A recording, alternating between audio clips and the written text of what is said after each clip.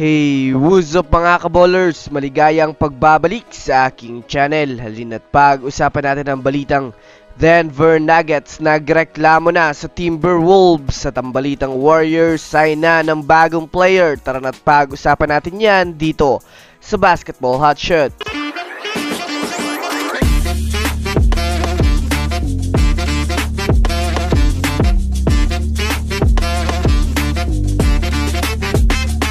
Una nga muna tayong dumako mga kaballers sa balita patungkol sa kupunan ng Denver Nuggets. Well, alam naman nga po natin mga kaballers na down na ang Nuggets sa standings na 2-0 na kung susumadayin nga natin mga kaballers ay tagilid na nga ang Nuggets dahil nakuhaan na nga po sila mga kaballers ng dalawa sa mismo nilang home court at ang masaklap pa nga dito mga kaballers ay tinambakan pa sila sa first half pa lang hanggang sa second half. Ayon nga sa mga analyst mga kaballers ay makakasigurado nga daw ang mga fans na mawawalis ng Wolves ang Nuggets sa Game 4 ng serye.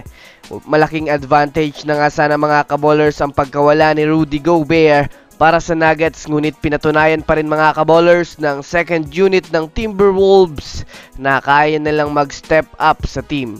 Matinding depensa. Yan nga po mga kaballers ang ginamit na sandata ng Wolves sa Game 2 para mapatumba ang Denver Nuggets. Yes mga kaballers, napigilan nga nilang magtala ng malalaking puntos ang mga star player ng Nuggets. Sa nangyaring laro nga po mga kaballers ay hindi na nga po napigilan magsalita ni Mike Malone na naging soft nga daw ang mga tawag ng referee at pagdating daw sa kanila ay bibihira ng matawagan ng foul kahit nga daw kitang-kita na sa replay. Kaya ito na nga daw mga kaballers ang sinamantala ng Minnesota Timberwolves para manalo sa kanilang laban. Samantala, dumako naman tayo mga kaballers sa balitang magsasign na nga po ang Warriors ng panibagong player.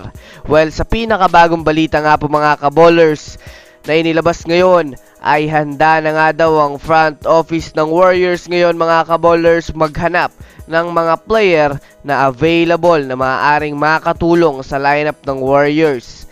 Sign and trade nga daw mga kaballers ang magiging prosesong gagamitin ng Warriors sa summer upang mapa-improve ang kanilang lineup. Yes mga kaballers, sa darating ang summer mga kaballers ay dyan na nga po natin makikita mga kaballers kung sino-sino ang mga free agent na magiging available sa trade, at yan na nga po mga kaballers ang hindi papalampasin ng Warriors. Bukod pa dyan mga kaballers, inamin na rin nga po ng general manager ng Warriors na si Stephen Curry lang nga po ang kanilang ititira sa Golden State Warriors kung sakaling gagawa na siya ng move. Kaya abangan natin ito mga kaballers. So that's it for today's video mga kaballers. Yan muna ang ating pag-uusapan sa ngayon.